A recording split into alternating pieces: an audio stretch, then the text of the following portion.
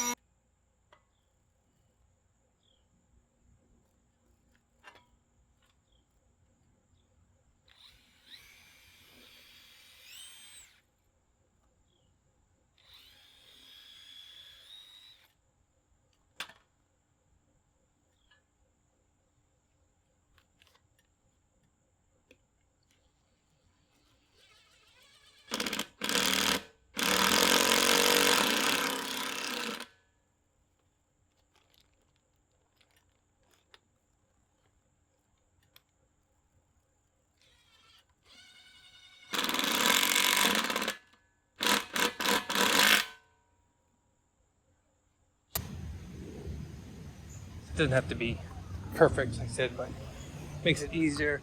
You just do a quick mark and then just drop the line because it's 0.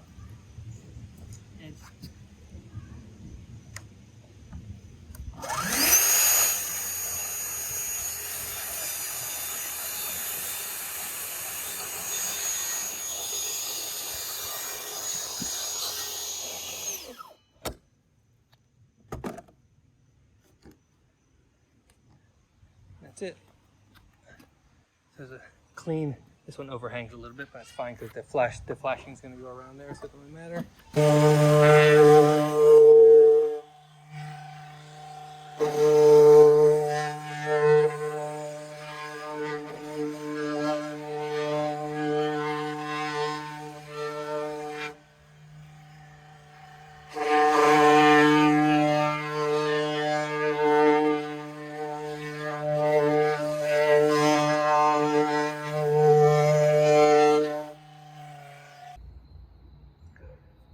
be sanding some of this, the soffit of the ceiling.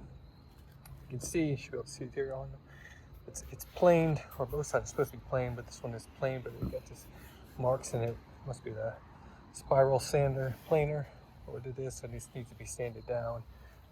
So I'm using the Rotex sander, the 5-inch. Start off with 120, and then just to get this down smooth enough, and then 220.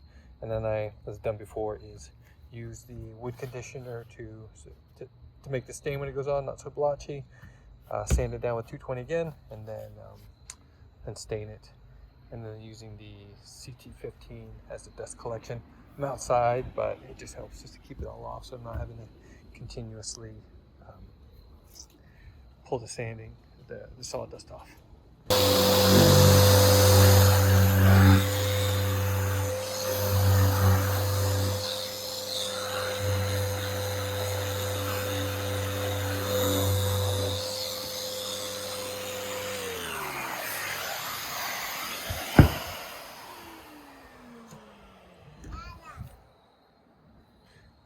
So hope you can see this beautiful western red cedar, just the grain on it, so that's what I'm really trying to pull out.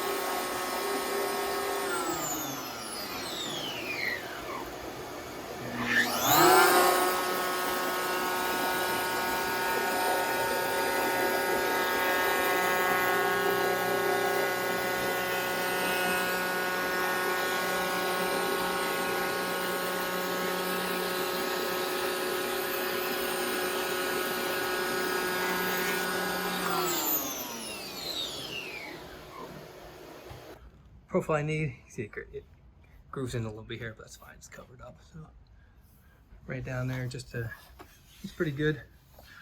I touch up a couple places here. Looks like here, right where I started, wasn't perfect, but it's easy to do with the even the sander here.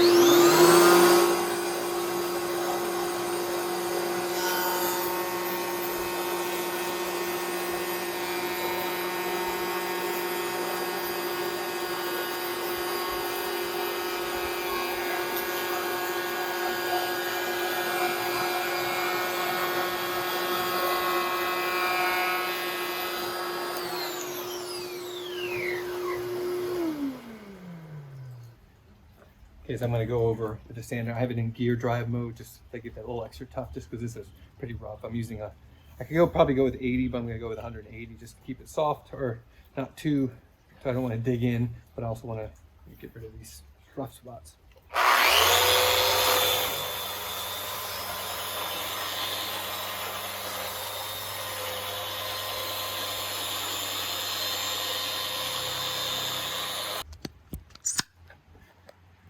Grab another one of these rough pieces so you can see again. The transformation is pretty amazing. Oops. How about there? All right, there we go. This one's a little bit redder, obviously, but you can see how it just pulls out the grain now once you've planed it and sanded it, versus this rough, amazing finish. I'll go over this once it's all done with 220 grit. Once it's all together, and just sand all the edges and every part of the door. Okay, so I've got this done, and what I need to do is essentially dado out the grooves that's going to fit in the top and the bottom. I haven't done the sides yet. I was going to use the dado blade on the circular saw or on the table saw, but it was a little bit, need to be really precise to get this nice and square. So I'm using the MFT table here, so the Track Saw Connect, similar to a radial arm saw, so I can have a nice square angle here, and then I have the depth set just to what I need to see here. And then what I'm doing is just running it across and then just slowly moving it down and just running it, making multiple passes until I get the groove depth I need, and then cut out everything. So I'm going to do that, flip it over, do the other side, and I can get that 3/8 inch slot that's going to fit into the door, and then I'll do it on the other side as well.